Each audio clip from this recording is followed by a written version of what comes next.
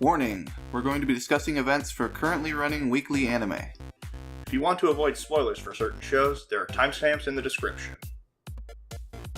Welcome back to the Timesink Anime Podcast. It is week 2 of spring 2019. Yes, not winter 2019, Yeah. not winter 2018.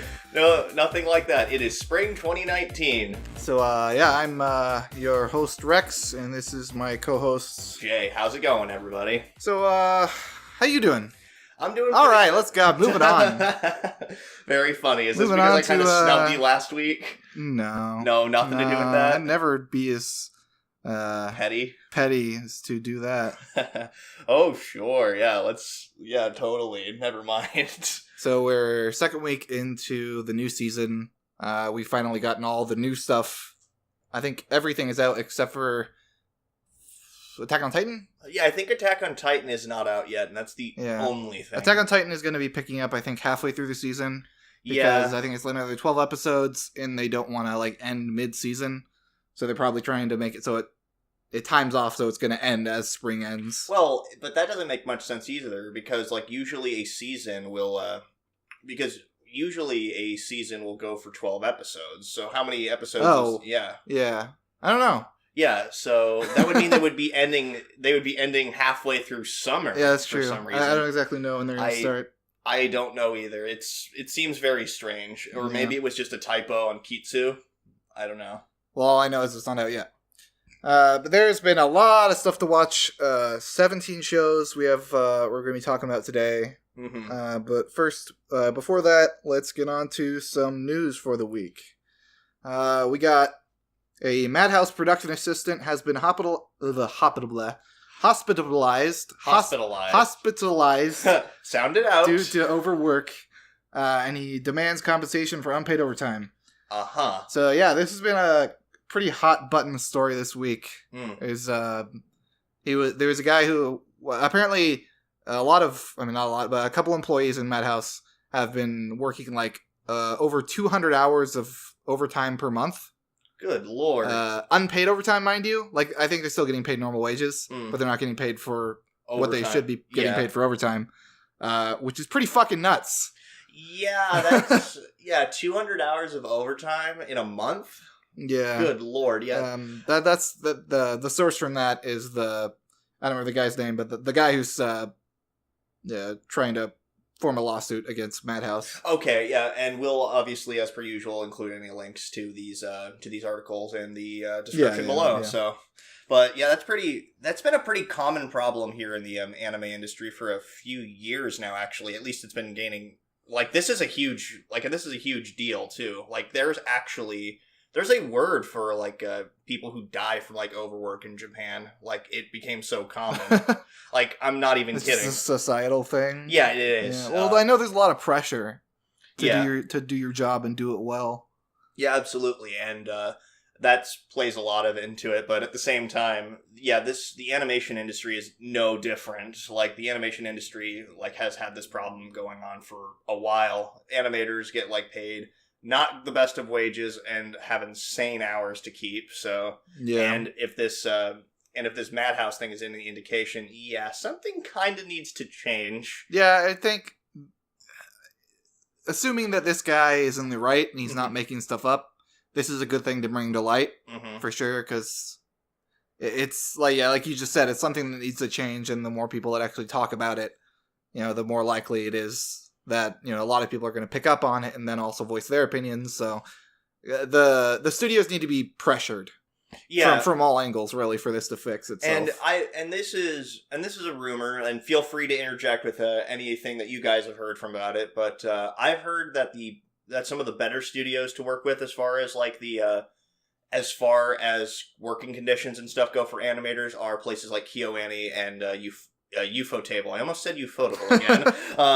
Because, old habits die hard. Yeah, old habits die hard. But KyoAni pays their animators pretty well. They actually have an on-site cafeteria and stuff like that, as far as I've heard. And Ufotable, gotta keep teaching myself to say Ufotable, but Ufotable does much of the same, because apparently Ufotable's shows don't typically have that much bigger budgets than your average anime studio. Yeah, it's just passion, Yeah, skill. it's just passion, skill, and probably not snubbing your employees. Yeah, happy employees make a happy product. Exactly.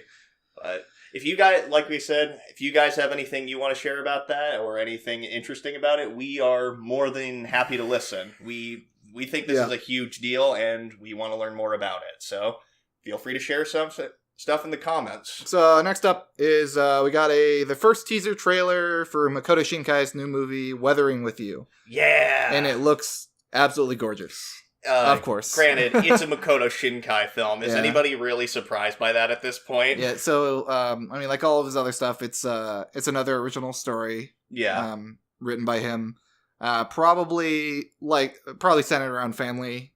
That's what all of his movies have been. No, you're thinking Mamoru Hosoda. Oh, wait, yeah. Makoto Shinkai typically has like romance subplots. Yeah, like, Makoto Shinkai was Your Name, right?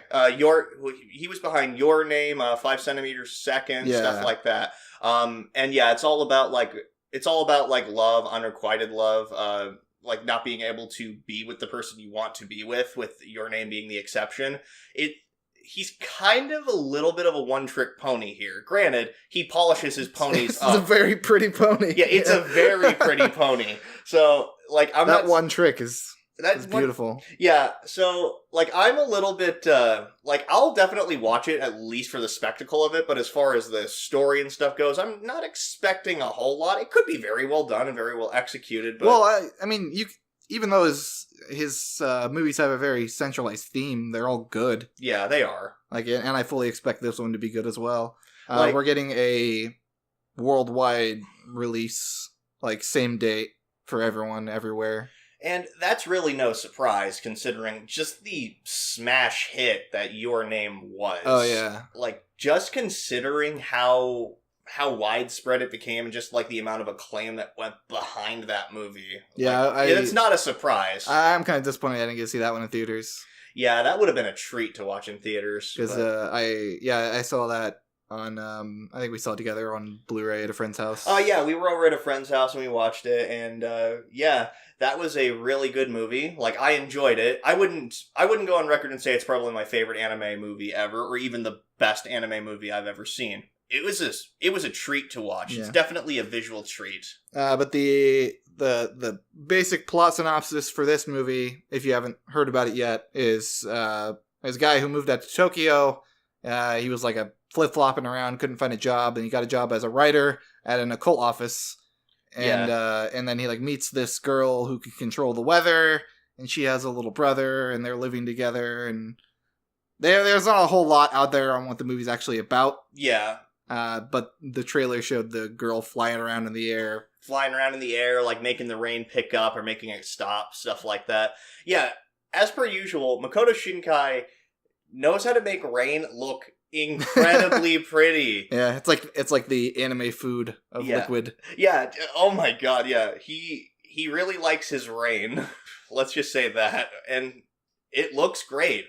There's not a whole lot else to say. It just looks like a very appealing, aesthetically appealing movie. It's coming out in July something. I want to say July 2nd, July 3rd is. Yeah, I'm not entirely sure. All I know is for sure it's coming out in July. And I'm for sure going to go see it in theaters. Yeah, I'll probably go see it in theaters as well. It even my skepticism aside, I have no doubt that I'll at least enjoy myself. I'm not going to absolutely hate it or anything. I'm just a little bit of a jaded cynic. You hear anything else this week? I haven't. All right, then. But my opinion doesn't matter to you, does it, Rex? Your opinion is very important, and I value it highly. Oh, really? Well, you wouldn't have a show otherwise, I guess, so... Moving on to the continuing shows for this week. There's a lot of new stuff, but we're continuing over a couple shows from last week. One thing we're not continuing over is AFTERLOST. Ugh, yeah. AFTERLOST is right. After I saw this first episode, I completely lost interest in it.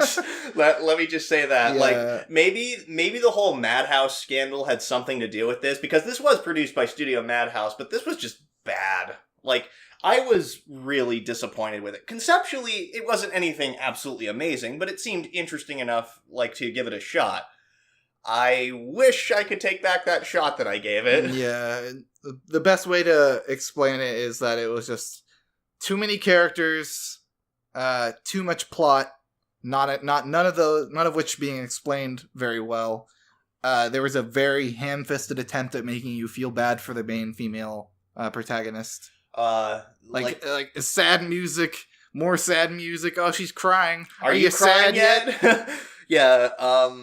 What's like really janky 3D models? Like it showed it showed them walking through like that really famous intersection in Tokyo. I don't know what it's called, but something crossing. Yeah, the one that you see in like Persona 5 and stuff like that. It's a lot of stuff. Yeah, but you get the idea. And it showed like the main girl who was like drawn, but then it showed like a bunch of janky CGI figures.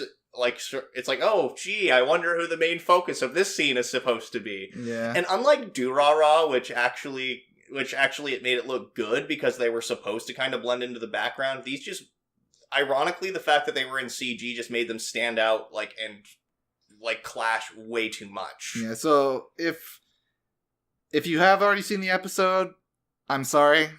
If you like it, I'm happy for you. And if you haven't seen it, you're not missing out on anything. Yeah. Who knows? Maybe maybe it'll pick up in the next couple episodes, but I'm not willing to give it another shot. That's my take on it. So actually, what we're talking about, Demon Slayer, first of all. Yes, Demon Slayer. It's still continuing to be a good series so far. Yeah, like I said last episode, the character motivation I think is really well done. Mm-hmm. And just the way Tanjiro's actually got a kind of a tangible goal in front of him. It's not just kind of wandering around. Makes it easier to follow along early on, anyways, because some shows take a while to pick up because you're trying to figure out what the main character's motivations are, what the plot is, and everything. This is just, my family's dead, my sister's a demon, gotta fix my sister. Yeah, I gotta fix my sister, and I also want to find the demon that killed my family. That specific demon. Which, because it's not like Attack on Titan, where it's like, oh, I have to kill every Gyojinda! Yeah, kill every single Titan. It's just, I want to find this one specific demon. Because that's kind of tangible and relatable enough. It's like, okay, you just want to find the one thing that actually was solely responsible. Not like some grandiose goal like, oh, I have to kill every single one of these things. Coming on the show so far, I like how they're kind of, it's mainly a serious show, but they're weaving little comedy pretty well. Like a little comedy bits, kind of like a Golden Kamui. Oh, yeah. So like in this episode, like at the beginning where he's just like, I'm paying you. And he's like, no, it's fine. No, I'm paying you. Yeah. He like fucking smacks the shit out of him. I'm paying you! Oh, jeez, I clipped the microphone. Sorry, people. Fix it in post. Yeah, I'll fix it in post.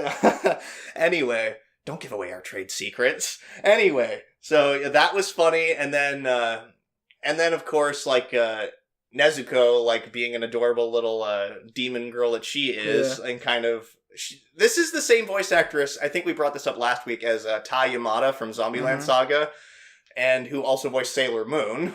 Which fun fact about that, if you didn't know, but she is very like growly characters now. Apparently she can make herself smaller. Yeah, I mean, because she made herself bigger before, so it makes some degree of sense. Like just Tanjiro was just like thinking in his head, like, oh yeah, this probably works.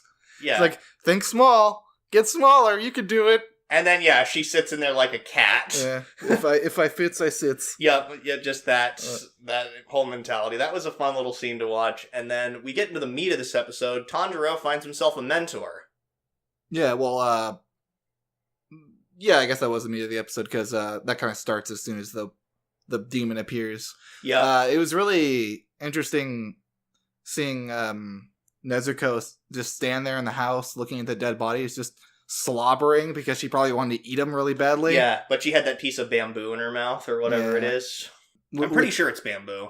Yeah, well, like I said last time, it's probably like herbs or something in there. Mm-hmm. So it's, suppressing something. Yeah, I imagine so. But yeah, it's like the training montage or whatever, kind of. Yeah. Like, you must go through my trial to reach that, which was absolutely fantastic part of the episode. Probably my favorite part of the episode, because that action scene of him running down the hill and avoiding the traps and everything was just, yeah, and then the table, so good. And then it gives a little bit of it gives a little bit of context and a little bit of realism here because, yeah, he has a gifted sense of smell and he is able to like pick up on kind of subtle details like that. But as he acknowledged himself, he's not athletic enough to be able to avoid all of them, and he knows that. That was actually a really cool, realistic touch. Yeah.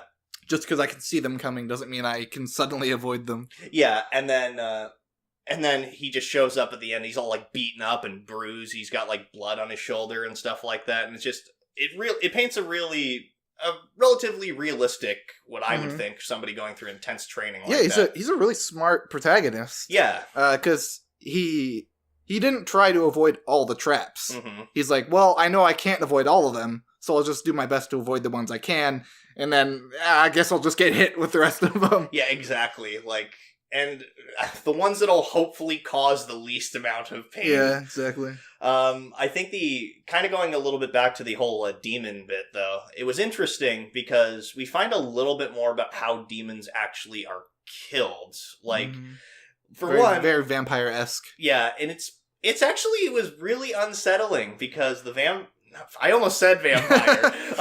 The demon like got his head cut off, and then he sprouted arms, and then started crawling. I was like, "What? They can do that?" I guess that's how that works. Yeah, and then apparently, you have to actually like kill the head completely. Yes, probably smash the brain. Yeah, I imagine because, like he said, stabbing it wouldn't work, and then. He headbutted Tanjiro headbutted the demon a few times, didn't he? Yeah, to get the axe out of the demon's hands, or out of the demon's hair, or whatever. Yeah. He has that big scar on his head was probably from a pretty big impact. Yeah, I imagine so. Because, like, just judging from context clues, that would make a lot of sense. He's just got a really hard head. The guy was like, his head's like steel. Yeah, exactly. He's like freaking Rocky. Yeah, I just love the strategy of... just keep hitting it with my head until it stops moving. Yeah, because, I think that headbutting, nobody wins in a headbutt. Somebody just loses a little bit less. Exactly, yeah. So Tanjiro completed the test. Yeah, and I think that's pretty much where the episode cut off. I think next episode we're going to get a little bit more training montage with Tengu Mask Man. Urokodaki. Oh yes, Urokodaki, that's his name. And maybe meet more of the Demon Slaying Corps. The stuff with the people we see in the OP. Yep, exactly. Speaking of which... the OP is freaking gorgeous. Yeah, it's awesome. My favorite thing about it is seeing, Tanjiro's, water dragon attacks. Oh, and how it's, kind of like Chinese calligraphy. Yeah, that was so cool. It's such a cool effect. Yeah, and it's even cooler because the art is very... kind of washed out colors. Yeah. Very dim. And then the special attacks are very vibrant and bright, so they pop out more. Oh, absolutely. I agree. I know exactly what you're talking about. It makes the opening really just stand out. Yeah. I think this is going to be probably one of my favorites of the season, just judging off the first two episodes. On to a show that we've actually been talking about for a while. The Dororo has recently picked back up after a week hiatus. Thank God. Oh, man. Forgot how much I missed this show in just 1 week. Yeah, exactly. We got a new OP. Which was really good, by the way. I don't think it was this... I don't personally have, the same attachment to it that I had the first. I'm sure you will. Eventually. Give it a few weeks. Yeah, give it a few weeks. Because sometimes with OPs, I think, okay, I don't know how to feel about this one. This one, I'm immediately like, okay, I like it. Yeah, this OP is... I'm not going to say that I didn't dislike this OP, because I didn't. Yeah. I think this OP was very good. It definitely was a lot more hopeful, I guess, than the first OP, because the first one was a little bit more somber. I think, actually, I didn't like the song after seeing the OP the first 2 times with the back in the original OP. Mm-hmm. But yeah, by the third or fourth time watching it, I was like, I love it! It's so good! Yeah, exactly. Maybe... And I still think my opinion will probably almost definitely change as weeks go by, but for now I definitely like this first OP more. But that's only... Yeah. But it'll change for sure after getting used to this OP. So, on to the actual episode. Yeah, I might just be overthinking it, but it definitely feels to me that there's a little bit of an art style shift. At least with Dororo. Dororo just seems more... mature. Maybe that's just what they're doing with how she kind of moves around and holds herself. She just seems less like a bratty kid. Yeah, maybe, but she's still very mischievous and cocky and stuff like that. Which that part of her personality hasn't changed, and I absolutely adore that. Like, she has a lot of really just funny facial expressions and a very animated way she walks. Yeah, like her walk cycle is just like like put my leg out as far as possible because maybe I'm trying to actually keep up with Hyakimaru. Yeah, that's probably it, pretty much. Yeah, I imagine so, but I'm gonna pretend like I'm relaxed and keep my arms up. But anyway, so a few months, as far as I know, have passed since the events of the last episode, or some degree of time has passed. Like, so, because they're on the run from Daigo, they've gotten out of his domain, and now they're just kind of looking for the demons again. Hyakimaru is apparently fluent in talking now. Yeah, that's one thing I still think they haven't explained super well. Yeah, but they did actually have a callback to the whole, like, maybe he's still not entirely used to really loud noises yet, because Dororo kind of shouted and then immediately covered her mouth, like at one point in the episode. The demon this face demon. Yeah, was interesting. Yeah. I don't really know how the demon's powers worked. Like, it just, like, made... Did it possess the dead body, or did it just make a body? As far as I can tell, the statue was actually the demon. But yeah, the statue was the demon, and I think it actually sort of gave some of its power to the sculptor. So yeah, I think it was the dead sculptor. Yeah. And that just made the dead... Well... So the demon was the dead sculptor, or I guess the demon was an incarnation of the dead sculptor, and then somehow magic, wibbly wobbly magic, made the guy alive again. But it was really surprising seeing how much humanity it had. Yeah. Because after, I mean, it probably killed like a bunch of people, but after like interacting with Dororo, and Dororo has this kind of childlike innocence that probably isn't very common in the world, because there's a lot of shitty stuff happening, war and all that stuff. And given Dororo's background, it's just even more surprising, because Dororo, like, has had a terrible childhood, but has been able to actually stay somewhat hopeful, which I think is a really refreshing given this show. Yeah, well, probably in no small part due to Hyakimaru just being around. Yeah, kind of saving her all the time, and yeah. Kind of, there's a bond there that helps. Absolutely. But yeah, it was cool seeing the demon in the end was just decided not to kill them. Yeah. It didn't really redeem itself per se, but I mean, it just kind of had a nice moment of humanity before it finally passed on. Yeah, we've seen ghouls and demons though have like human side with them before, like the Jiraigumo. Yeah, the spider demon thing.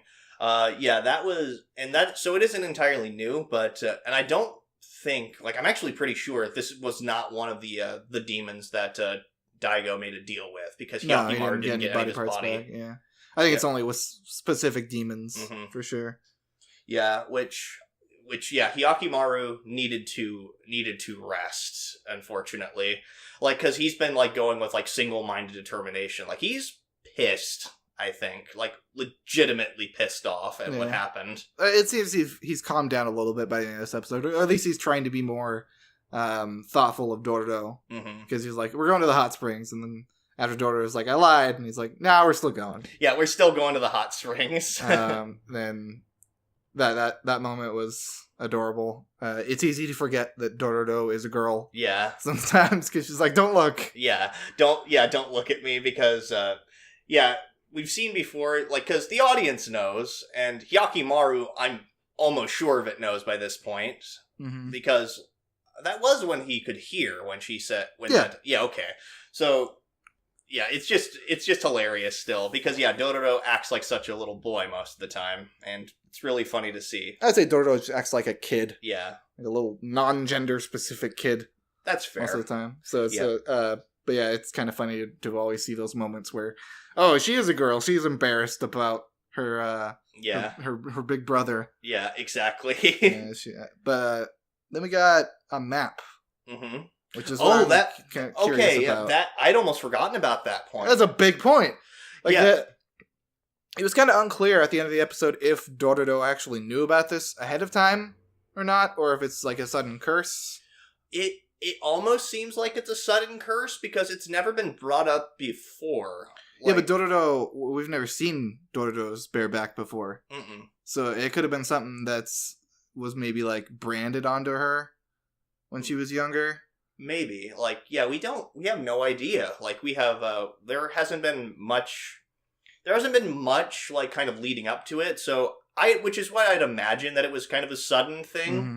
Like, maybe even Dororo doesn't know about it. But because the way she was acting kind of just gives away the idea that maybe she just didn't want people looking at her back. Like, yeah, maybe. Because those are also two young boys that were looking at her. Yeah. So that was pretty much a cliffhanger. Yeah, and I was like, episode. Okay, are we going to get an explanation on that? Maybe next episode. Oh, yeah, for sure. We're next episode. There's one moment that I do want to talk about really quick, and that was the moment when Dororo was actually started calling the Okaka is what the demon girl called herself. That basically started calling her mom, and just like that little moment when she was just kind of like falling asleep, it's like, yes, I was wondering when the drug would start to kick in. Like at first I thought it was like, oh, this is kind of a sweet moment. Okay, this turned dark really quickly. Yeah, I was like, oh, there it is. So next up is Fruits Basket, which I figured, whatever, let's talk about it. Yeah. Because, even if some people have seen it before, it's still probably fun, listening to us going through it for the first time. Yeah, like, especially for a couple of reasons. One, like, we have never seen Fruits Basket, or read Fruits Basket. I remember watching the first episode in high school, didn't get into it, I might have brought this up before, but I never read the manga or anything like that, so I want to watch this for a couple reasons. One, because I've never seen it before, and I actually want to give it a proper shot, and two, because it actually follows the manga. Yeah, I guess it follows the manga a little closer. Yeah, from what I hear, a lot closer. Anyway, that aside, we're probably going to be talking about this for the rest of the season. The second episode was just as good as the first one. We're getting to see a lot more insight into the different members of the family. Yeah, the Soma clan. Mm-hmm. And it's seeing how like they have what's his face, the cat guy. Kyo. Kyo? Yeah, Kyo Soma. It's just apparently he's got some kind of rivalry with Yuki. Or is it Yuki? Yeah, it's Yuki. Yuki. And he's trying to get into the family. Mm-hmm. And then Yuki's wondering why he's even trying to get into the family. But it was just fun seeing all their personalities kind of bounce around in this episode. Because Kyo is very hot-headed and very rambunctious and like about as male tsundere as you can get. Pretty much. Yeah, and meanwhile, Yuki's very much would be a male kudere, because just look at him, for God's sake. He's got all the tropes. He's got silver hair, sort of like light-colored eyes, either gray or gold. Take your pick. Like, that's usually what kuderes have. Either gray, gold eyes, or blue ones. Or unless you're red and have red eyes for some reason, but whatever. And then, just seeing those two interact and seeing their sort of clash of ideals, that was all really fascinating. Yeah, it was a very Kyo-focused episode. Yeah. Kind of bringing him into the cast anyways. Yeah. And seeing, what's her main girl? Toru, yeah. I can't remember the names yet. Yeah. But just the way she interacted with him was kind of cool, because when she was a kid, she was saying how, I want to be the cat. Yeah. I don't want to be a dog. I want to be a cat. Yeah. And Toru she's like the good girl who wants to be friends with everybody. Yeah, she's just a wholesome girl. Mm-hmm. She's just a good person. Yeah, it's not a whole lot to say about this episode. Besides, I'm very interested to see bringing in the rest of the cast and how she interacts with the animals and stuff. Yeah, I'm very interested to see more of the Soma, like what the Soma clan is like in general, because if they're willing to ostracize the Kyo and Yuki does not want any part of the family, obviously the Soma clan has like some pretty like dark secrets, I imagine. Yeah, it'll be definitely interesting to see the in-family politics. Yeah, that they have to deal with, because they made it out to be a big deal of when anyone finds out they might have to wipe their memory. Yeah, but there's some like inner planning going on about bringing Toru in, because I forget, the head of the house we talked to, and they said, well, maybe it's a good chance for us Yeah, exactly, which I'm just judging from that, maybe this good chance they're referring to is just a chance to break this curse or whatever. Mm-hmm. Like, that's what it's gotta be, but I wonder... Maybe using Toru for this. Yeah, I don't know. But I'm really liking the series. I just like the animation style. I like the characters. It's just a really pleasant show to watch. Perfect for spring. Yeah, there's probably going to be some pretty heart-rending moments later on. Yeah. It's from what I've heard, it gets pretty heavy. Yeah, that's what I hear too. Yeah, so... Which I would not expect from the whole, if somebody from the opposite gender hugs you, you turn into an animal based on the zodiac. When I heard that, concept as a kid, when I was in high school, I was like, really? That sounds really dumb. I'm actually being pleasantly surprised that they're actually using the whole, Toru accidentally hugging people to, create comedic effect. It's very, of course that happened. Yeah, it's just... But it's still funny. It's like, oh, really? Yeah. It's kind of like the whole, I fell on her and grabbed her boobs kind of thing, but less perverted. Yeah, it's just... And, yeah, it's something a lot more benign and less creepy. Because really, she's just trying to grab them and prevent them from, getting too far away. Because, hey, I still want to talk here. Or don't fight. Yeah. I actually, when she was, getting ready to straighten Yuki's tie, I thought, it's okay, he's going to turn in 3, 2, 1. Oh, never mind, okay. Yeah, because apparently they have to be touching enough. I'm... they can touch hands or something, but they can't hug. Yeah, exactly. So, long story short, yeah, I'm really liking this show. Next up, Hitoribocchi's lifestyle. Hitori is way too awkward. She is so awkward. Yeah, it's kind of painful to watch sometimes. I know she's trying, and I know that she's a good girl, and she's a sweet girl, but... Good Lord, you sweet summer child. You really need to get out of your own head a little bit. I think my favorite kind of part of this episode was just seeing what's behind the mask for Nako? Nago? Yeah, Nako is the tall blonde friend. Yeah, Nako and the new person that was just introduced. Yeah. I know who you're talking about. Because for Nako, we knew she was kind of delinquent-ish. Yeah. But we just got to see she's kind of an asshole. Yeah, just she's a good person, but she's very much a troll. Yeah, when she's just kind of poking Bocchi on the shoulder. Yeah, just repeatedly, and just having Bocchi keep looking and somehow not grasping onto the fact that this is her, that's Nako poking her on the back. Mm-hmm. And we're gonna go exploring the school today. Great, I'll bring my recorder. Why? I think that was because, in a lot of anime, when you see people walking around, there's, that music in the background, cheerful recorder music. I guess. Maybe she's this is what it has to be. Maybe. Either that or the joke is just going over my head. Yeah, that actually is a good way of putting it. I hadn't considered that, which maybe. That's the only thing I can think of. The only other thing I could think of is she thought it was the wrong type, meant a camera to record stuff, but I don't know. That's a little bit of a stretch. There was also the clothes thing. Yeah. Where she's I have to apologize, so I'm changing my clothes. Yeah, in a more modest outfit. She read that in a magazine, though. Oh, was it? Yeah. Okay. I didn't get that at all. Yeah, she read that in a magazine, and so that was the whole, I have to apologize in a modest outfit, so... And so gym clothes are better, I guess. But she kept making that point. It's the only other outfit I have are my gym clothes. But yeah, Nako is easily one of my favorite characters in this show so far. Yeah. Granted, we've seen her for 2 episodes, and we've only seen this new girl for 1 so far. And she's actually shaping up to be pretty fun too. She's the epitome of that person who wants to be helpful, but meanwhile it's just oh my god. Yeah, she's trying to be the perfect prim student. Yeah. Even though she just has terrible luck. She has the worst luck ever. I like when she bumps into the guy, she's like, "Oh, I'm sorry, my apologies. Are you okay?" Yeah. Just trying to play it off so cool. Yeah. but she ran to school in with a hanger still in her coat.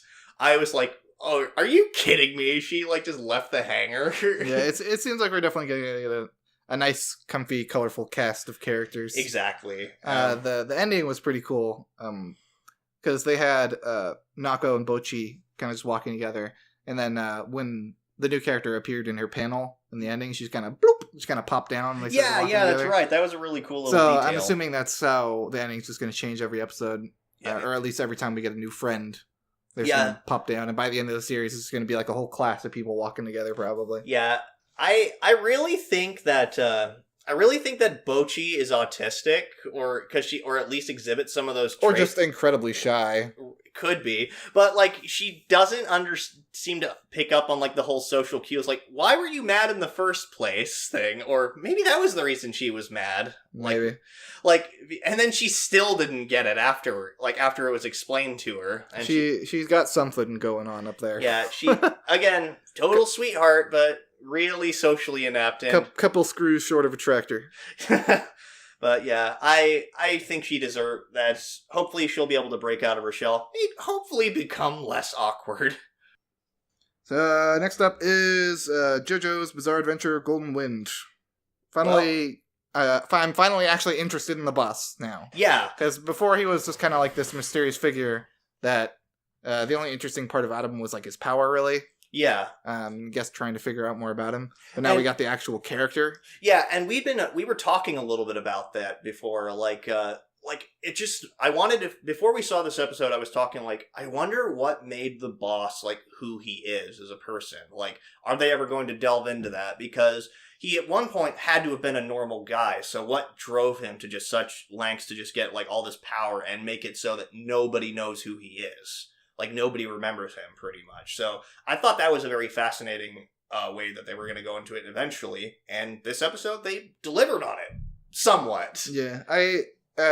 Originally I thought that, oh, hey, that looks like Trish's brother. And then I made the offhanded comment, and I was like, it could be the boss himself. Yeah, because I didn't pay attention to the time when it was in the 60s or something like that. But he also just apparently has a personality where he just doesn't age. So that's the impression that I got, because he looks slightly different, because this personality that we see most of the time is Doppio, which Doppio or Doppio, yeah. His doppelganger. Yeah. I figured that's what it had to have been. Yeah. I was like, is that supposed to be referenced to doppelganger? That's not surprising at all. But the way he contacts the boss is really bizarre. Oh, do you hear a phone ringing? Oh, hey, there's a phone. Who would have thought there's a payphone right here? Losing my shit. Yeah, I was like, are you kidding? He had a car phone all along. He's fucking like a lizard or something. No, he was like, who'd have thought there's a payphone all the way out here? And he just picks up a frog and in the guy's car. Yeah. Oh, yeah, there was that, he had a car phone all along. Yeah. It was just like a dashboard ornament. Yeah, exactly. And then, the frog thing came later. Yeah, so it turns out he's crazy as fuck. Yeah. I didn't expect him to look so not intimidating, I guess. I guess his other form is a little more intimidating. Yeah, because he gets all muscly and shit. Yeah, and his voice deepens. Yeah. I imagine that this was a split personality that was meant to kind of compensate for the boss's weakness. Because he might have been ashamed of how weak he was and how pathetic he was, maybe kind of undeserving of the girl that he knocked up eventually. So now he wanted to find maybe that was sort of is how it initially manifested, where he was supposed to be this big, powerful man. I don't know when it started, because we saw that he had that personality when he was living with the guy who adopted him. Yeah. Because he somehow kept his mom underneath the house. Yeah, underneath with her the mouth sewed up, floorboards. Alive for years. While she wasn't eating or anything. Yeah. I'm assuming that probably had something to do with his stand power. Maybe. Also, let's talk a little bit about the mother, because that's the Virgin Mary. Yeah, the Virgin Mary and the totally conscious baby just awkwardly staring. Just why? Yeah. That'd be incredibly creepy if you just give birth to a baby. Has a full head of hair, and it's just Oh, wow, your baby's so alert. Yeah, it wasn't even crying or anything. It's like it was just staring into their souls. It makes me wonder who the dad was. Yeah, that had to have been some kind of stand ability. Maybe, like, because she was in prison. She was in an all-female prison. Yeah, so where even the guards were ladies. Yeah, apparently she got knocked up like 2 years beforehand, and the guy died, and then suddenly it took 2 years to give birth to the freaky stand baby. There's a lot of mysteries here. There's a lot of, what the fuck is this? Yeah. Oh wait, it's Jojo's. That's what it is. Exactly. I'm not too surprised at any of this. But yeah, we actually finally got the reintroduction of Edgelord Risotto. Oh yeah, his stand is just so painful looking. Yeah, metallic, I think is what they called it in the in the next episode. Yeah, thing, I was like, let me guess, is it Metallica? Yeah, probably Metallica. It seems like he has the ability to either transport or manifest metallic objects. Yeah, because he just made a bunch of razor blades appear in the boss's mouth. Yeah, or Doppio's mouth. Yeah, because it's probably worth calling them separate characters. Yeah, because Doppio is completely different from the boss, and even Risotto kind of acknowledges that. It's like, it's just coughing up a bunch of razor blades. Yeah, that. And then he made a bunch of needles appear in his mouth, and it like bursted through his skin. And God, yeah, I forgot how brutal Jojo get. Like, the show is just insane enough and just kind of lighthearted enough at times where you forget how brutal it gets. Yeah, like having a fishhook in your eyelid. Yeah. That was probably one of my favorite scenes of the series so far. Yeah. Torture dance. Yeah, it was so weird. I was like, what the fuck am I watching? Risotto's got a little more personality than I expected. Yeah. Well, granted, we didn't really see much of him. He was just, as far as we knew, just the leader of the Hitman Squad. Yeah, but from what we saw before, he just looked kind of like a blank slate of emotionless. Yeah. Kind of character. But he's like a very intuitive and very like observing person. Yeah, which makes sense because he's a hitman and kind of have to know like who you're killing. Yeah, as soon as he figured out the range, he's like, all right, now I know how to kill you. And then he just like backed away, probably because of Aerosmith was nearby and he didn't want to. Yeah, and he like kind of looked like he just tumbled off the cliff with his like arms kind of outwards. That was really weird. Just like, bye. So I don't know. Next episode is probably going to pick up with them trying to find the statue. I imagine the main party trying to find the statue and use Moody Blues. Yeah, to do the thing. Yeah, I almost certainly that's what's going to happen. So next up is Rising of the Shield Hero. Mine is still a bitch. Yep. Like, spoiler alert. We say that every episode. Mine is still a bitch. She manages to keep improving on her bitch score. Yeah. Successively with each episode. Yeah, it just keeps getting exponentially she keeps getting exponentially bitchier. I didn't think that was possible, but good freaking God. It's something. It's a miracle. Yeah, so her plan to light the the forest on fire, was that just to smoke them out? Because I still think she's probably going to try and pin it on the Shield Hero somehow, but that didn't really come up this episode. Yeah, and to them, they just said, like, oh, she's probably trying to smoke us out. Yeah, I imagine so. Maybe try. Like, I almost am guaranteed that's what she's going for. Yeah, because she burned like an entire mountaintop away. Yeah.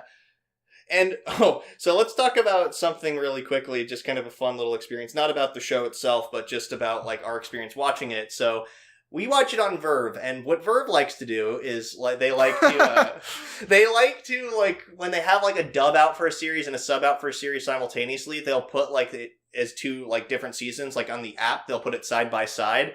And every, like, previous week, we gotten used to, okay, we actually have to toggle like over to the right so that we can actually watch the subs because we accidentally keep watching the dub episodes by mistake or the first start of them. And then it's like, oh, okay, that's right. We have to go scroll to the right. And then immediately when we did that, the dub started playing. Yeah, the 1 week I finally remembered to switch over to the sub, they fucking pulled a switcheroo. Changed it back for whatever reason. Yeah, it was really funny to watch. Like, I thought it was hilarious. So, enough of that story. Back onto the show. We got introduced to von Reichnott, which is the most German name I've ever heard in any anime ever. Oh yeah, well, there have been quite a few animes which use German-like things for their. Yeah, but von Reichnott, yeah. Like that just screams German to me. Yeah, that's very true. He's very, very German. But he seems like a pretty cool guy. Yeah, he was trying to like help the shield hero like hide. Yeah, well he did. He Yeah. ended up like giving himself away. Instead of actually just telling them where the shield hero is at. Give him away to Edel Rabier, the terrible racist noble. Yeah, which okay, you're gonna have to be more specific because it seems like the nobility is full of terrible racist That specific nobles. terrible racist noble. Yeah, exactly. The one who is specifically tied to Raftalia, actually. Yeah, I think he burned down her village. But probably is the one that burned down her village, brought her in to basically be a slave, and probably sold a friend out right in front of her. Yeah, because we saw that she had like this friend in the flashbacks. Yeah. Like the specific person that she liked. I actually kind of like these flashbacks because they were just that. They didn't like dwell on them. They were just like quick little flashes. They were all you needed to see. And they kind of kept building up on them progressively. Like they didn't spend like an entire like minute or so on them. They were just like quick little things, snippets to kind of help you piece the puzzle together eventually. Yeah, and this is the second time in the entire series that we've seen Raftalia kind of almost snap. Or the first being when the knights came, or the wizard came in and launched a big like fireball down on the village and almost killed Naofumi. Oh yeah, and then she just fucking dashed out and almost cut the guy's head off. Yeah, this time like Naofumi isn't going to stop her. It looks like I think he's trusting that she'll make the right call. I don't know if he's considering what's right.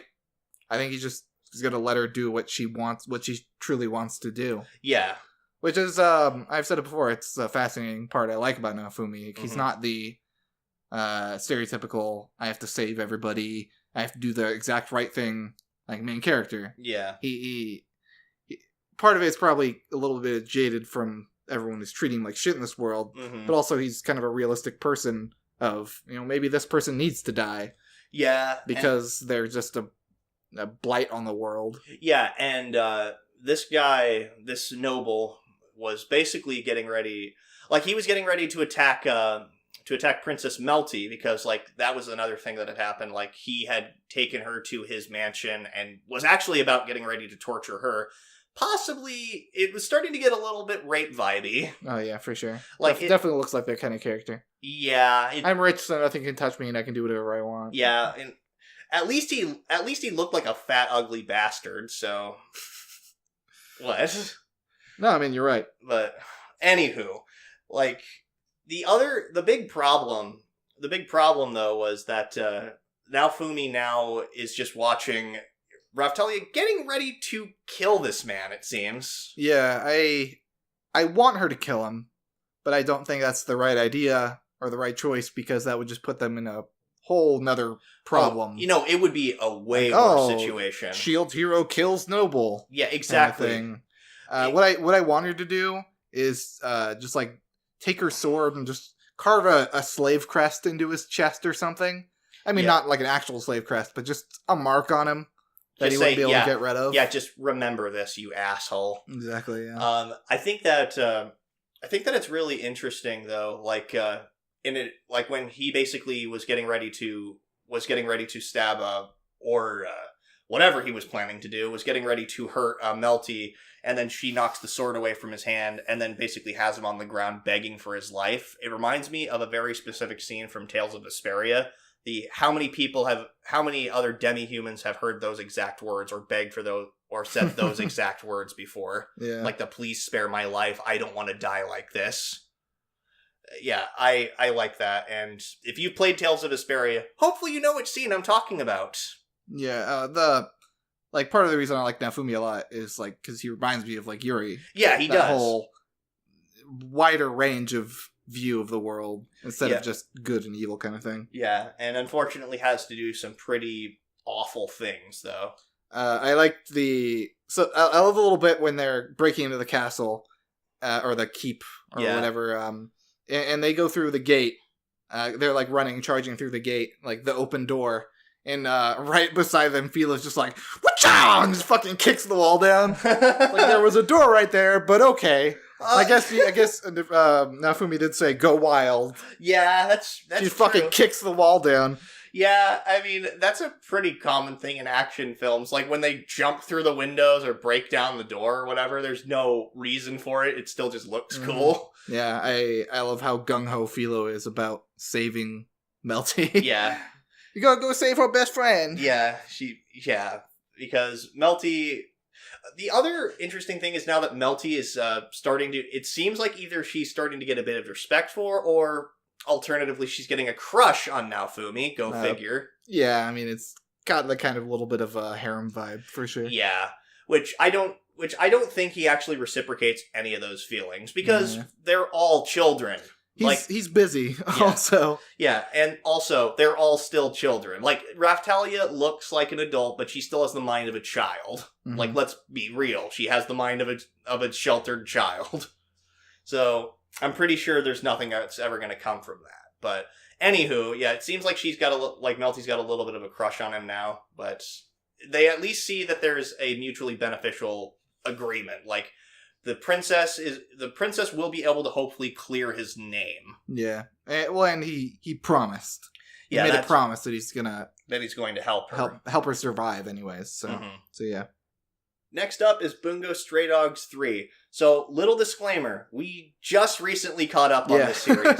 I just caught up this morning. Yeah. Because we've been watching all of season 1 and 2 throughout the past few weeks when we learned about Bungo Stray Dogs, and our friend told us he likes it a lot. It's like one of his favorite shows. So it's like, okay, might as well give it a shot.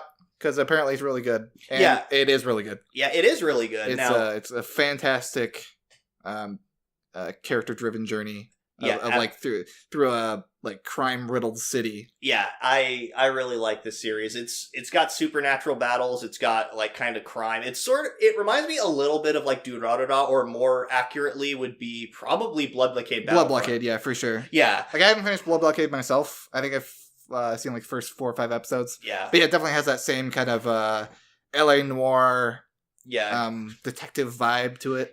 But with superpower battles. Yeah, exactly. It's pretty insane. I absolutely adore this show. And that's the cool thing about having a new season for a show come out that you hadn't seen before, because you're thinking, there's a new season of that coming out. I've heard that it's good. Well, now I have a reason to actually go back and watch this. Because there's a priority list. Yeah. On the list that everyone has of all these shows. And it's like when it's always a struggle to figure out what should I prioritize to watch next that I have on my list. Yeah. Yeah, when something like this pops up, it's like, okay, that's easy. Now I can just watch this and not think about it. Yeah, exactly. The long and short of it, we absolutely loved both season 1 and season 2. And I have not seen the movie yet. I'm aware that there is a movie. Yeah. Apparently it is not for if you guys haven't seen any of this yet and haven't seen the first 2 seasons, I've heard the movie is good. It is not necessary to watch the rest of the series, though. Yeah. It's basically just sort of like its own self-contained story, from what I've heard. So this season picks up in pretty much the same way the second season picked up, which is a Dazai flashback. Yeah. But a flashbackier flashback. Yeah, we are going back just a little bit further into Dazai's past. The first flashback was when he was when he was one of the top executives of the Port Mafia. This is before he was even a member of the Mafia.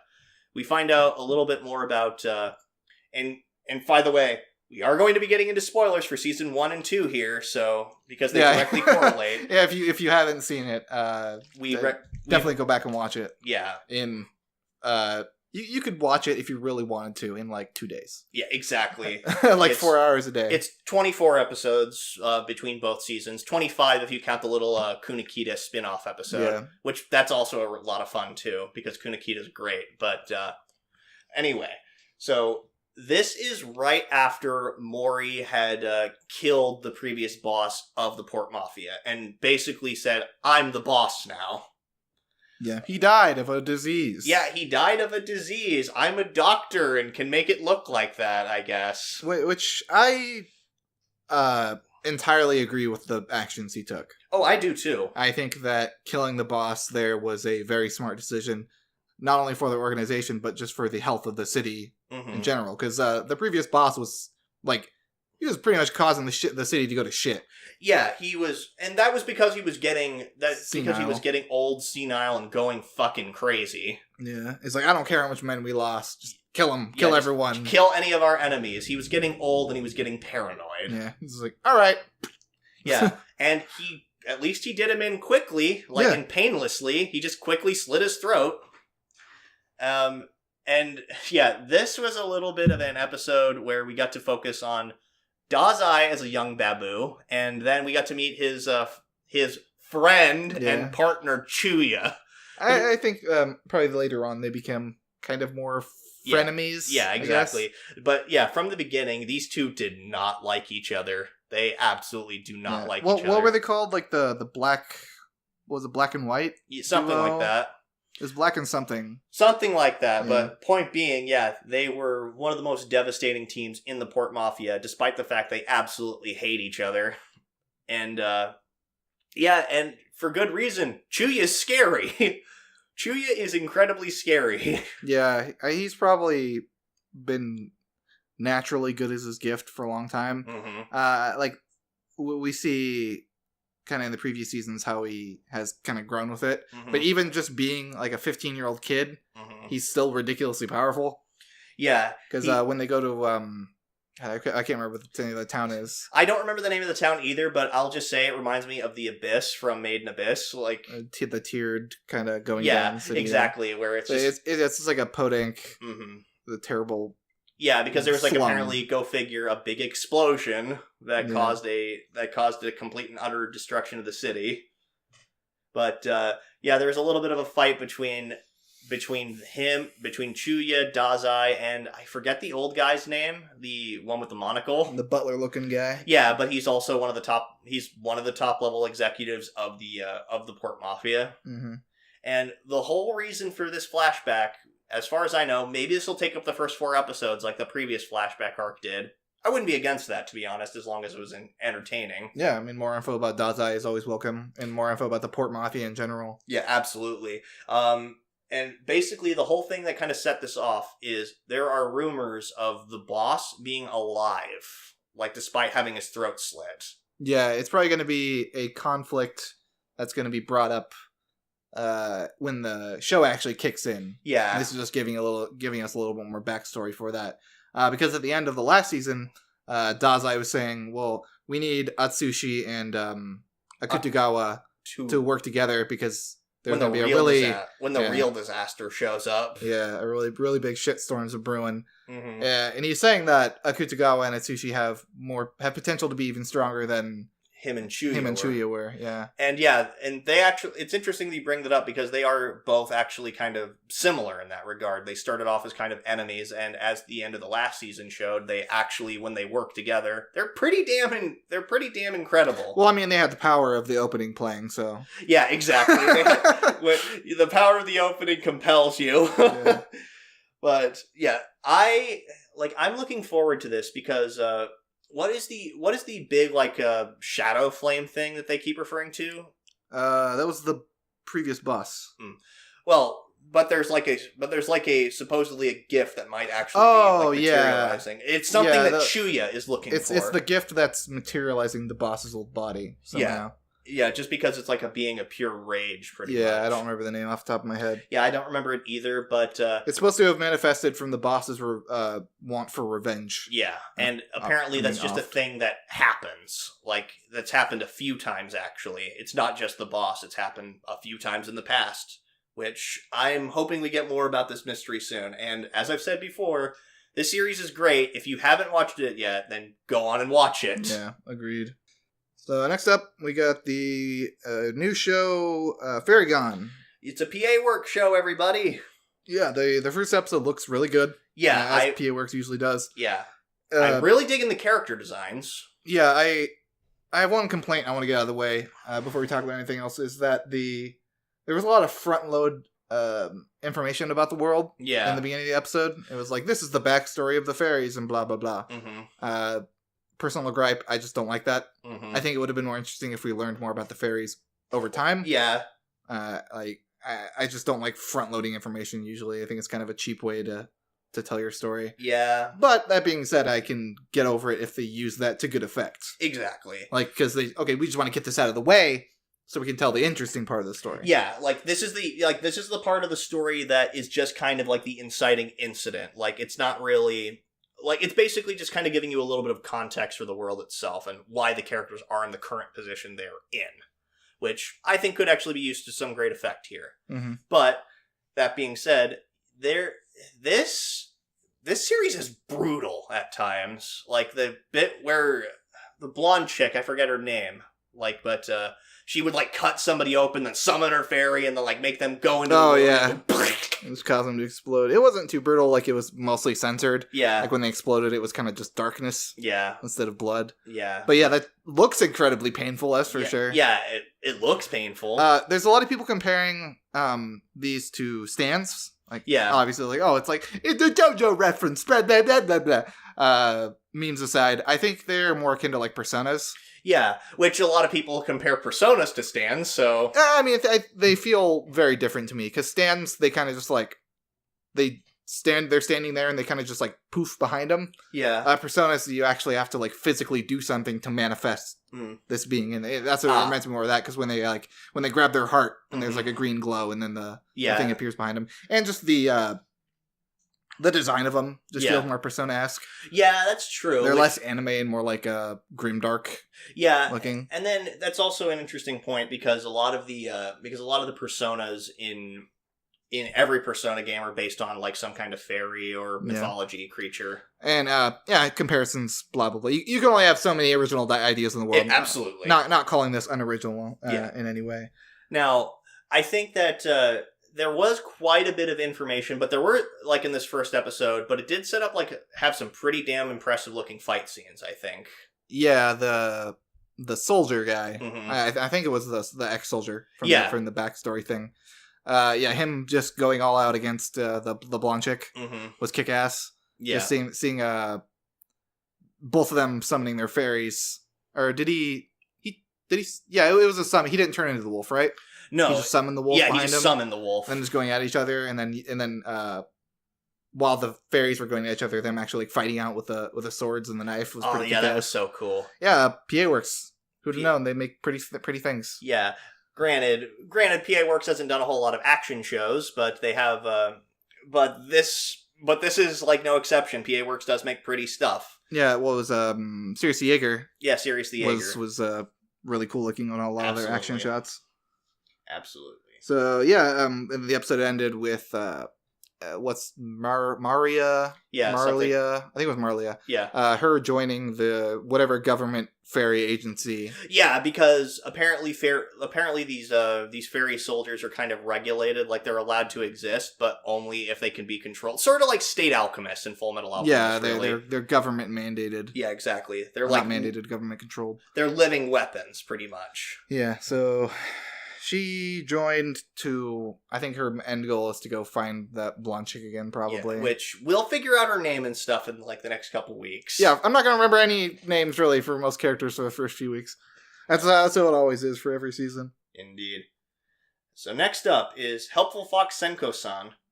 The show is very cute. Wholesome Fox Wife. Yes, Wholesome Fox Wife.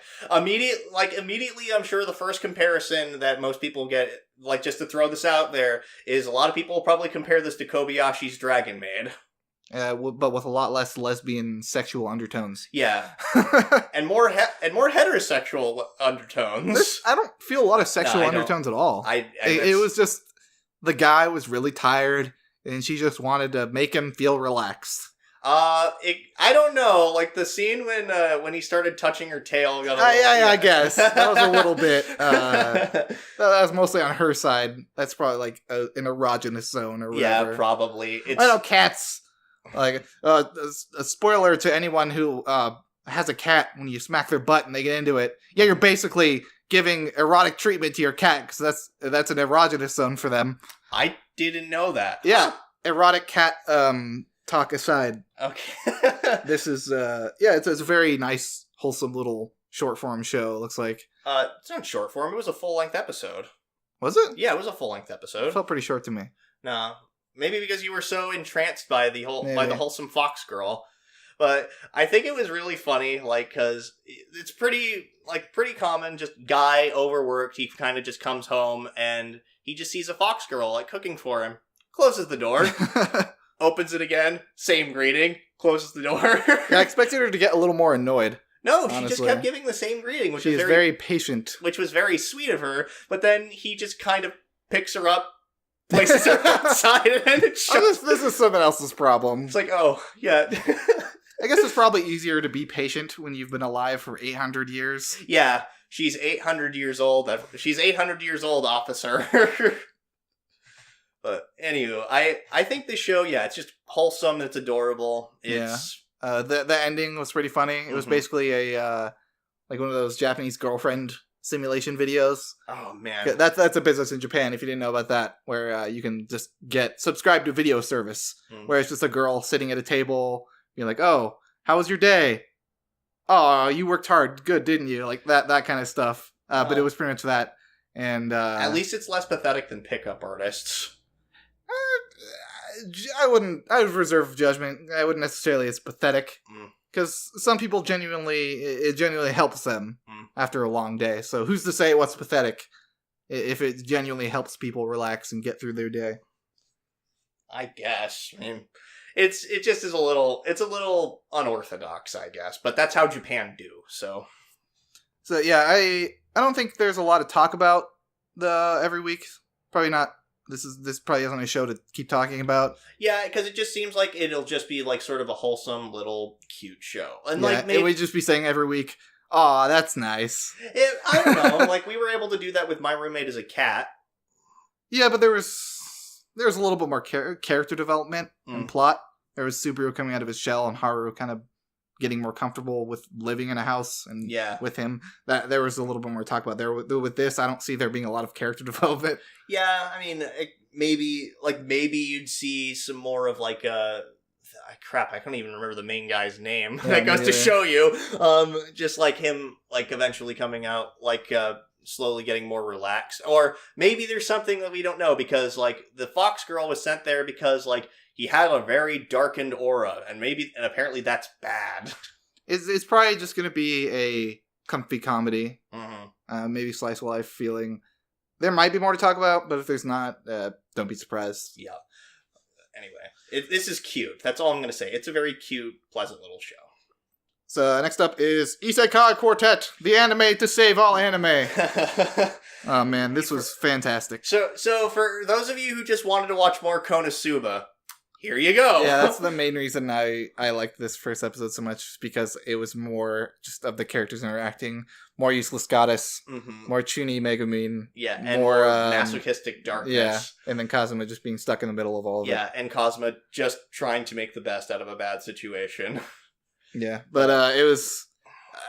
It is now an isekai. Yeah. Because we've had characters that were in another world, and now they're being transported to yet another world. Yeah, and apparently this is the world that Subaru wanted, because he actually made that comment walking down the hall. It's like, hey, I literally traveled through hell to get to this world. It's just a nice, peaceful school.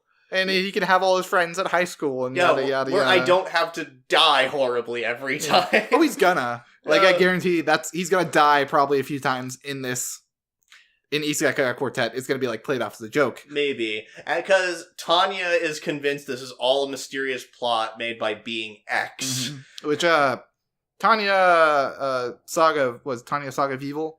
Saga of Tanya the Evil. Yeah, that's the one show out of this thing that I haven't seen yet. This might give me an excuse to go watch it, because... Yeah. I think this is... that they expected that, for the most part, because that's the one show they gave a plot synopsis for, in this little short form bit. Yeah. Because it's probably, like, the least popular out of... all those, which is a shame, because I hear it's great. I hear it's really good, and then I'll probably watch the dub. Yeah, because Monica Rial, Monica Rial being an angry lolly Nazi. I love the button bit of I think it was Ein saying like, no one would no one would possibly be stupid enough to randomly push this button. And then insert Megumi intentionally pushing. I'm gonna push this button! Yeah. Behold my power! Oh, man. Yeah, it's just fun seeing all these different characters interact. I can't wait to see all the different interactions. I'm a little pissed off with the opening and ending because there's dialogue and there's no subtitles for the dialogue. Yeah, that is like, really come on, frustrating. Subtitlers. I don't speak no moon runes. Better get those translations up there for my entitled American body. Indeed. Now, the thing about this show, much like a few of the other shows we've brought up already, this being a short form show, there's not going to be a whole lot to talk about. Yeah. Point being, if you're a fan of any of these shows, especially Konosuba, then you should watch this show. Yeah. I'm pretty sure most people are going to be watching the show this season. Yeah. It's just going to be fun to watch every week. Not going to talk about it because it's short form. Exactly. So next up, Kono Oto Tomare, The Sounds of Life. So we're getting a little bit more, like, the cast is starting to expand a little bit, guys. Like, that just seems to be, like, a general consensus for most shows like this. We didn't talk about this last week. Oh, we did? Oh, yeah, that's right. We did. So, surprise. Yeah, we're watching this. Yeah. We got a comment from Azmuddin Ramli on YouTube. Sorry if I butchered your name. He recommended this show to us. I think we already watched a little bit of it beforehand. We watched the first episode beforehand. But yeah, he said it looks pretty good based on the manga. So we gave the second episode a shot. And definitely glad that we did. Because it's turning out to be a really interesting looking character drama. Yeah, it definitely looks like it's going to have potential. Like, for sure. Now, I think so this is a series where the cast is slowly starting to expand, which I imagine, like, that's going to happen over the next few episodes. Like, more and more members of the Koto Club are going to join in. Yeah, which is what you should do. Yeah. Give, an episode to each person, or, like a couple people maybe, but slowly introduce the characters over time so we get a chance to get attached to the cast. Exactly. And then there's, like, shows like a Hibike Euphonium, which are basically, they have like this huge cast, but then they slowly introduce more and more about each person in the cast. Like, you're kind of introduced to the cast of characters from the beginning, though. As far as I know, I actually have not seen Hibike Euphonium. I've heard it's great. Yeah, I haven't seen it either. But yeah. So anyway, back to Sounds of Life. We get an incredibly bitchy girl, like, in joining the cast. Yeah, she... when I first saw her, and she was, like, talking, like, oh, I'm so glad to be here, and everything, like, yada, yada, yada. I was like, wow, this seems like an incredibly boring and generic character. And then she's like, oh, good. I don't have to be fake. I was like, oh, well done. Yeah. You had me in the first half. Yeah, exactly. She kind of reminds me of Ami Kawashima from Toradora. Like, you know which character that is, right? Yeah. Blue-haired chick. Very shallow, pretends to be an airhead, but is a complete raging bitch most of the time. Yeah, this character, I'm assuming she probably gets her bitchy personality just because of her upbringing. Yeah. Like, she's always been kind of raised as a golden egg in I think it was a Koto school, was it? Yeah. She's like her family's like the owns the Koto school itself. Yeah. I'm mostly interested so far in probably Kudo. Yeah, Kudo, definitely. I don't actually, what's the name of the main character? I don't know. I just know he definitely seems like he's kind of an accessory to other characters. At least for now. Yeah, like, we're probably going to get more about him later on. But a lot of it was early on just kind of introducing Kudo into the cast and seeing how he's been pretty much treated as a piece of crap. Yeah, because he just looks like a stereotypical delinquent. Yeah, I mean, his attitude definitely doesn't help. Exactly. But it's a situation of he was forced into this crappy situation by these crappy people, so he doesn't really want to improve his attitude. Yeah, absolutely. And then this second episode focused more on this girl, and basically, like, in how she kind of looks down on the Koto Club in general. Like, she basically sees it as a means to an end. Like, she basically... Yeah, she just wants to use it to make herself look better. Yeah, exactly. Like, I was able to bring this low-ranking school's Koto Club, like, out in the middle of nowhere, pretty much, to the Nationals, and won the Nationals, so... Yay me, I look so much better because of it. Yeah. Like, which, alright, fine, like, I get it, it's a reason, like, it's a believable, like, set of motivations, but yeah, it's still pretty much a shitty thing to do. It's probably going to be what brings her in, and then eventually, like at least based on what we see in the opening and the ending, like everyone looks kind of happy. Yeah. So they're probably going to get into the club, really together. But apparently this series has a lot of like tear-jerking moments. Yeah. And so that's what I've heard from the community who have read the manga before. And based on my first two episodes, the interactions between the main character and Kudo, how Kudo's kind of slowly he wants to be part of the club, but he's like that male tsundere type. Yeah. So he's trying to hide it all the time. He's yelling all the time to hide his true emotions. Yeah, exactly. But it's cool every time you see him actually doing something, like when he fixed the sign. Yeah, when he fixed the sign. And how he's actually trying to fix the kotos. Which, they weren't even his fault that they were broken. But he considers it to be his fault. Yeah, because they acted specifically, because of him, he felt. And yeah, he wants to improve that, which I thought was really cool. And it definitely turned this new girl's, perception of him around, because she was thinking this whole time, oh, he's just another delinquent. I mean, Granted, she also just says, "Oh, he's such an idiot." One minor complaint I have is that I feel like they're solving conflicts a little too quickly. Yeah, it's because it seems like all the conflicts we had at the beginning of this episode were solved by the end of the episode. Really, yeah, and that's sort of how the first episode was as well. It's sort of just they introduced the conflicts and then they kind of resolved said conflicts immediately. Which, if that's how they're going to introduce the characters, then maybe. But if there's got to be some lasting conflict that they have to actually lasting goal. Otherwise, it'll just turn into a junk food, boring slice of life kind of show. Yeah, absolutely. But that hasn't happened yet. Yeah. And we're definitely going to... And it looks pretty good. Let's say that. It looks good, and I've never, and it's actually... Some of the animation they've actually used to, play the koto, it's actually really pretty. Because in your... The only really pretty one we've seen, I think, was when she was doing it. Yeah. Yeah, of course. But think back to, Your Lie in April, those awkward CG hands. It's not like that. They actually kind of animated it out, and it looked good. Mm-hmm. As far as I can tell, if they kind of keep up that quality throughout, then I think we're in for a treat. So next up is Midnight Occult Civil Servants. I am very on the bridge with the show. I'm intrigued by it. Yeah, it's. I think it was a pretty good episode because they set up an interesting world. They told a nice little self-contained story. With introducing the main character's powers of, I can hear all these spirits or whatever they're called. I was actually really tired when I first watched this, so I actually started to conk out, and then I had to go back and watch it again, and I'd missed that part, the first part of the time. I was like, oh, that's actually really cool. That's actually a pretty clever way of going about it. Yeah, they revealed his abilities and the three main cast members through the events of, this first case that they had to solve. Being a Romeo and Juliet, pretty much. Yeah, exactly. Of Tengu and Angels. Yeah.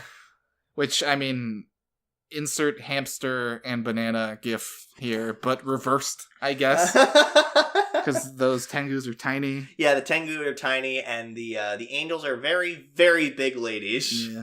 I'm fascinated by the kind of mix of fantasy and science.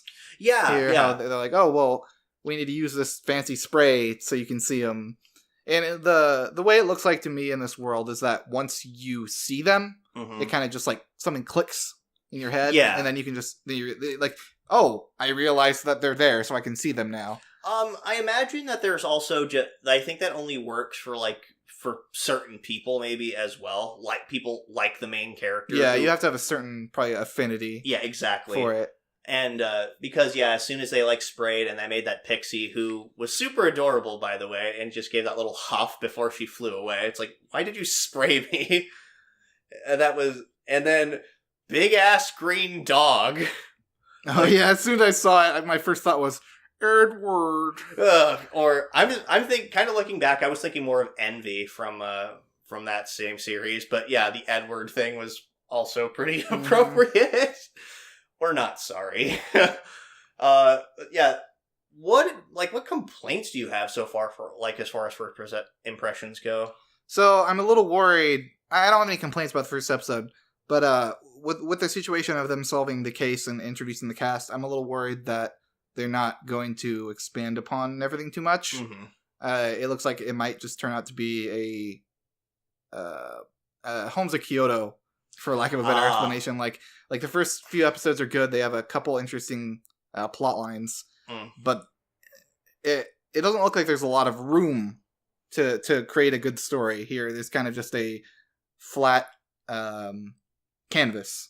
Yeah. Well, so it's on the borderline of it could turn out to be a really interesting story. It could just turn out to be a very bland, this is another sci-fi city with creatures in it. Yeah.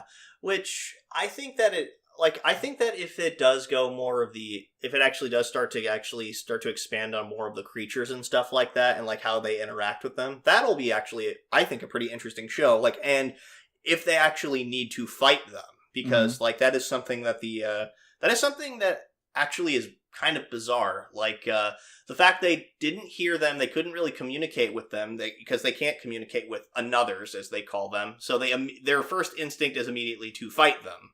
Granted. Yeah. That's probably how they've always done it, how they always dealt with it. Yeah, because like their first reaction to them getting uppity was just, lock him here, lock him up here. Mm-hmm.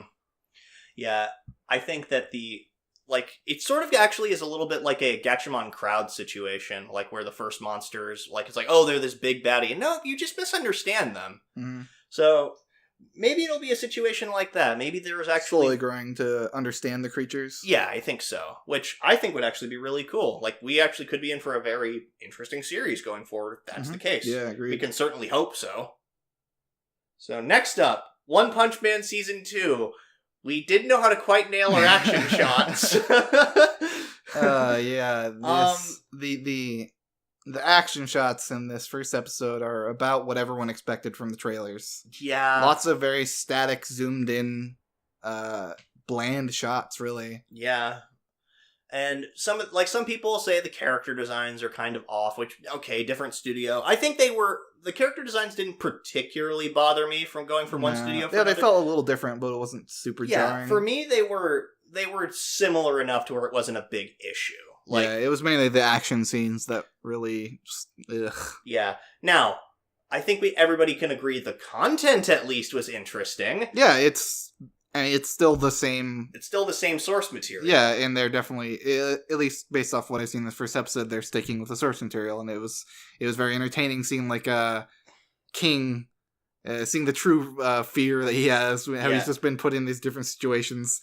Yeah, I guess it was like heartbeat is really loud, so that's why he tracks monsters. No, from what I got from that is the quote-unquote King engine is his heart beating so loud that because he's fucking afraid. Everyone thinks it's his King engine when he's revving up. Yeah. But I think that's the reason that all the monsters come to him. Because his heartbeat is just stupid loud. I thought it was just, it only started to get it stupidly loud because he was freaking basically pissing himself. Oh, yeah. Well, it's something. Yeah. Because he's like, this always happens to me. All these monsters always appear around me. Yeah, his power could just be he has incredibly bad luck, and he just keeps... Or his power is just monster magnet or something. Yeah, that'd be the worst power ever. Yeah, well, he complained, like, well, I didn't want this. Like, I feel like he could have just denied it when they're like, hey, you're an S-rank hero. He could have just been like, no, I didn't actually kill all those monsters. But no, his dumb ass just went along with it because he wanted to look cool. Yeah, I mean, at the same time, I think even Saitama's little message to him at the end was actually really cool. Just like so you doubt yourself. I'm not angry. It's like, you might have taken credit for some of my kills. I'm not angry for that, actually. I just, like, if you think you're weak, then just make yourself stronger. Which that's very easy for Saitama to say. Yeah. I feel like because he did, like, the normal training that people do, except he just suddenly got ridiculously strong. Yeah. I don't know if normal people could just train and become strong like that. Well, at least S-rank status probably not, but yeah. I think the intent there, and actually basically him, like, basically trying to encourage him to become the hero that everybody sees him as, I think is a good message. Oh yeah, for sure. I think he could probably become a B rank. Yeah. At least. Yeah. Maybe he'll somehow manifest more actual powers. That'd be cool to see. Yeah. And it was kind of just nice seeing like, oh yeah, I'll come back and play video games another time. Yeah, which, by the way, let's point out some of King's impeccable taste in video games. Gal games. God, it was like pretty cutie sister or something like that. Yeah, and then even it's like, oh, I thought this was I mistook it for an action game. Oh yeah, I'm manly. I don't play these games. It's like, but it says it right there. I play action games. I thought it was an action game. They gave me the wrong case. Yeah,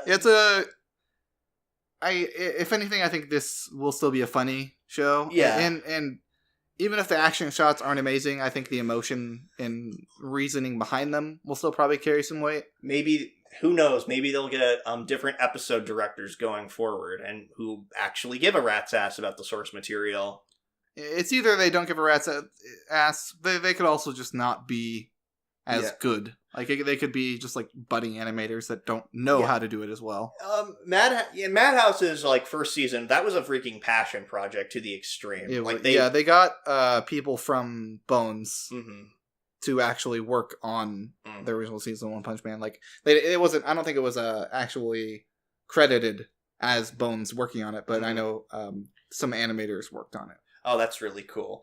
But, yeah, I like, action shots aside, and it's unfortunately, like, I'm just going to accept this season probably for what it is and just say, okay, it's not going to be as impressive as the first season, but I think that it'll be good on its own. Like, yeah. Because the content is still going to be good. Yeah, I think if we didn't have the first season to watch, people would be a lot more impressed with this. Yeah. Just because, like, well, everyone's standards are already so high, and it's been, like, a few years. Yeah, exactly. Since it's actually come out. Yeah, no kidding. So, next up is RobiHachi. I'm interested in the show. I'm kind of on the fence about it, though. Yeah, it wasn't like gut-bustingly funny or anything, but it was a pleasant show to watch. It had like it was humorous and had some funny moments, but I think they kind of took a little too long on certain scenes. Like they talked about like the conversation between Robbie and Hachi, like before they actually went into space. Yeah, I think went on for a little too long in certain scenes. Yeah, I like because once they got into like the actual chase scene, it was pretty interesting. The soundtrack is very like jazzy and and cool, and the soundtrack when they actually go into space and it's just like a super robot transform and combine and fight. That was so ridiculous. Like I didn't see that coming. I didn't either. I didn't see his house turning into a spaceship. Like, cause like he tried to take a couple ladies back to his penthouse, and they were turned off by it. They said, "Oh, that place looks dingy." It's like, we're going home. When they went in, I was like, this place looks fine. It's like it looks like a nice place to live in. I guess from the outside, it kind of looks kind of crappy. But yeah, certainly not but then it's also a spaceship. Yeah, if they knew that, thoughts wouldn't have been running off. But yeah, this I think that this will have like kind of like space. Gives me a little bit of Space Dandy-ish vibes, and maybe we'll see goofy space adventure exploration. I think they're going to this promised land kind of place. I can't believe I forgot what it was called. Yeah, they said the name of it like 50 times. Yeah, because like that was the joke. It was like being advertised constantly throughout this thing, and basically, that's probably just going to be their journey, this adventure to this, and like all the different places they stop along the way. Maybe it'll be like Space Patrol Luluco. Will you like bring other shows into it or something? No, like that. The whole, not exactly. Just different, like an episode based on every place they stop at. Yeah, exactly. More like that. And that worked great for Luluco because it was a short form show. But goofy space adventure sounds fun. Yeah. The Robbie and Hachi, I think they're pretty interesting characters. Yeah. It's just I love Hachi's. I'm just gonna go along with it because it sounds fun. Yeah, like I can't predict what you're gonna do. Yeah, I'm able, like, all my life I've been capable of predicting stuff, but this seems like it's gonna be interesting, so I'll just stick along just because it sounds like it'll be fun. Yeah, and that's pretty much how I feel as an audience member. I'm sticking around because it looks like it'll be fun. Yeah, for now, anyways. Yeah, we'll see. Like maybe this was just a first episode that didn't like really like deliver with the punch, but it seems like it at least got my attention. Like it's like, okay, I'm intrigued. I'm not like sucked in, but I'm intrigued. But unlike the next show that we're going to be talking about, Sarazanmai. Oh my god, this is probably the second. I'm probably the most hyped about the second most. Yeah. After watching the episodes so far this season. I didn't know how to feel about it based on the PV or based on the description for this show, but it's about exactly what it says. Yeah, it's just absolutely fucking chaos. Yeah, it's very just go to the next scene. Yeah, without much time to explain anything. When in the description for the show, they're like, oh yeah, the kappa sucks out your anus organ, and that's where your desire's stored. And I was like, maybe that's an analogy. No. It's just literally sucking out those boys' anuses. Yeah, exactly. And then turning them into kappa so they can do the same thing with other people. Yeah. But the thing is, they're using such a ridiculous concept and treating it very seriously. Yeah. Like, I think they're trying to tell actually a pretty important message. Yeah. About, like, accepting yourself. Mm-hmm. And not being ashamed of who you are. Because in the end of the episode, where the main character reveals that he dresses up as a trap idol. Yeah, exactly. And appears on TV all over the city. Yeah, exactly. And that's why he carries the box around, which I actually thought was a pretty clever reveal. Like when they, because it's just like, oh, he's carrying this box around. We don't know entirely it was why. a really well written first episode. Yeah, I was like, oh, although Kappa's on. Yeah, Kappa's on. I will say this: I was not expecting a fucking musical number while watching this. Oh yeah, when the Kappa bombastic action scene. Yeah, and when the Kappa started like just singing at first, I was like, what the fuck am I watching? I don't know what I just watched, but I liked it. Yeah, this is Mappa and another studio that I don't know off the top of my head. If Zombieland Saga is any indication of Mappa's like track record with shows like this, then I think we're in for a relatively good show. Like, this is like over the top, bombastic, and goofy, but it seems like they're going to be delivering a somewhat meaningful message in a pretty clever way, I think. Yeah, the visuals of this first episode blew me away. Just like when they all turn into Kappas and they go into the actual fight scene, like just they put so much work into that. The choreography, the special effects of it were just insane. Like, they didn't need to, but holy crap. It's definitely a good way to get you hooked in the first episode, that's for sure. And I'm certainly intrigued going forward this first episode. Yeah, I have no doubt this is going to be one of the shows I'm watching for the rest of the season. Absolutely. Unless it somehow takes a nosedive, which I doubt it will. We're probably going to get more... The next couple episodes are probably going to be more insight into what emotional baggage the other characters are carrying around. Because this just revealed the first main character. Like, we still have two other characters we got to deal with now. And then I think there's more actually in the intro. Also, the very sexy cops. Yeah. Like, what the hell?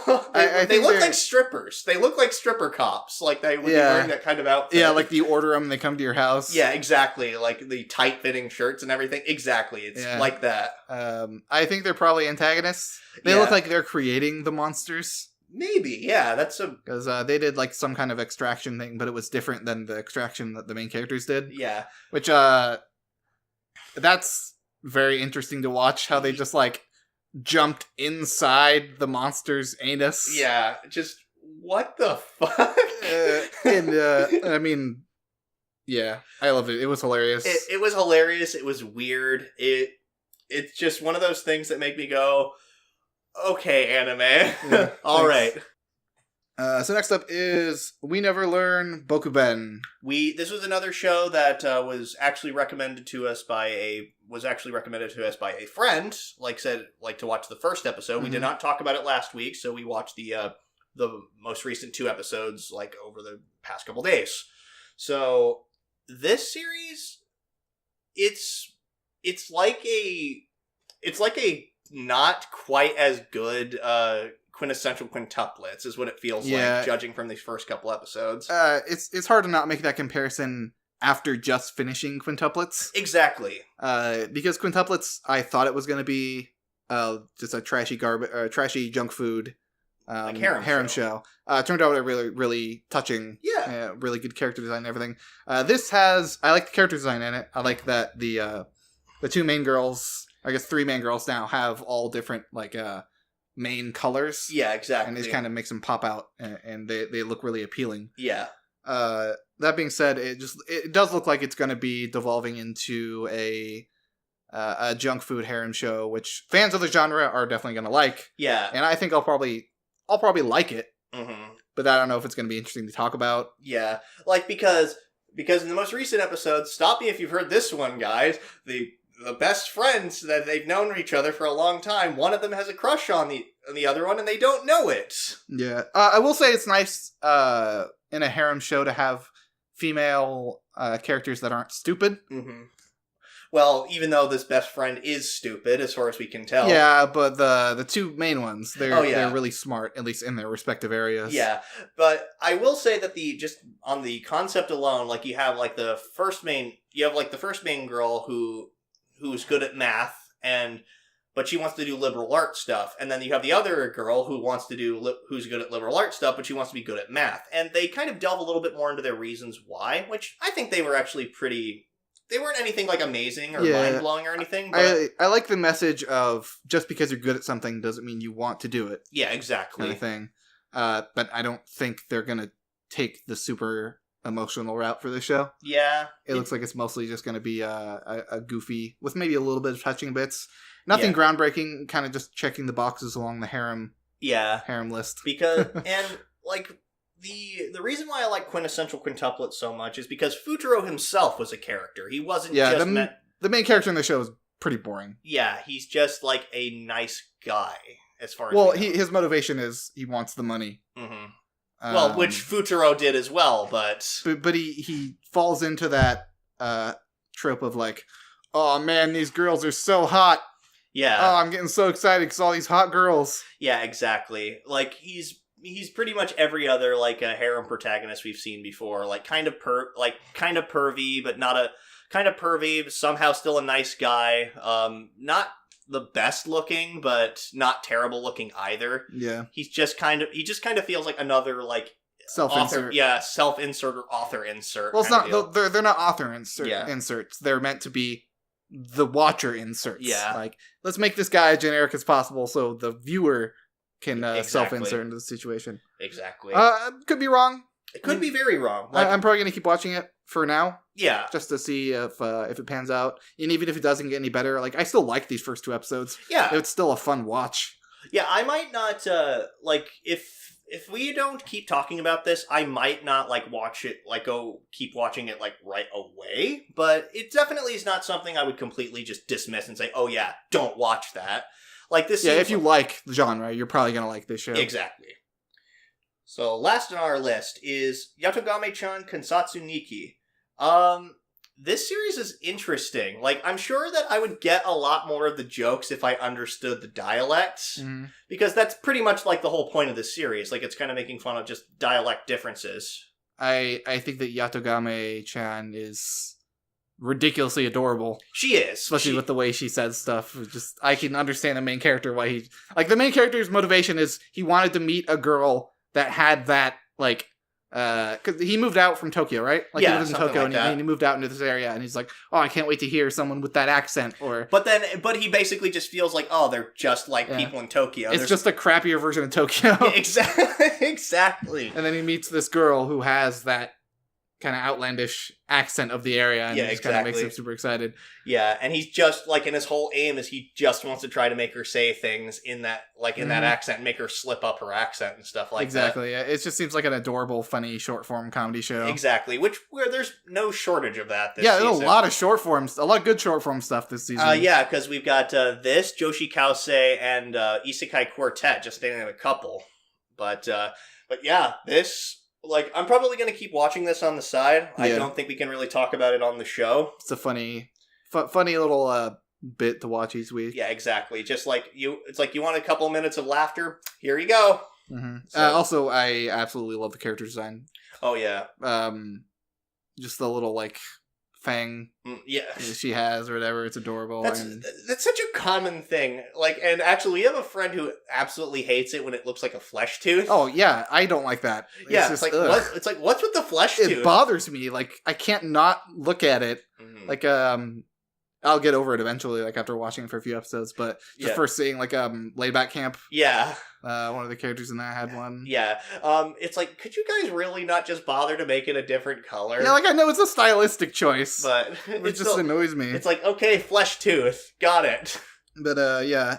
Not a whole lot to say about it. It's a funny, cute little show. Exactly. I do recommend watching it, though.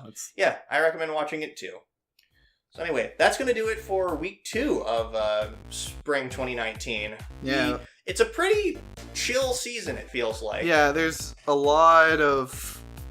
This is okay. Yeah. Shows. Like, I don't see any big blockbuster hits this season. Like, Attack on Titan and...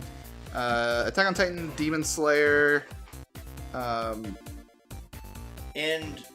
And then Fruits Basket, probably. Maybe Fruits Basket. Yeah, like, because like Fruits massive appealing shows. I mean, like, yeah. Attack on Titan and Demon Slayer, I think, are going to be the biggest ones that... And then One Punch Man, to a lesser extent, because I'm sure people are already disappointed by the art style change. It's the most talked about show right exactly. now, I think, at the moment. Yeah, we're going to be watching another week of stuff. I think around... After we see 3 episodes of everything, we will... So that will put us at probably around week 3 or 4 when we finally release what our list for the show, like for the series that we're going to be talking about for this season are going to be carrying over. And then also coming up soon, we are going to be doing our winter 2019 recap, like just our review, just basically saying our overall opinions of that season and specifically the shows we watched. Yeah, I think everything's done, right? Everything's over? Yeah, everything is over from that season. Yeah, so we can finally get on talking about that. So yeah, expect that here pretty soon, maybe either by next week, I imagine. Next week or a couple weeks from now. So expect that. So how are you feeling about this season so far? Alright, let's move on. Thank you guys for watching this week. If you have any comments about any of the shows we're talking about, any shows that you think we should be watching, go ahead and leave a comment or something. Follow us on Twitter, all that fun shit. Subscribe, like the video, comment, and all that other stuff if you just want to see more videos like this. Anyway, till next time, guys, take care of yourselves and crew away.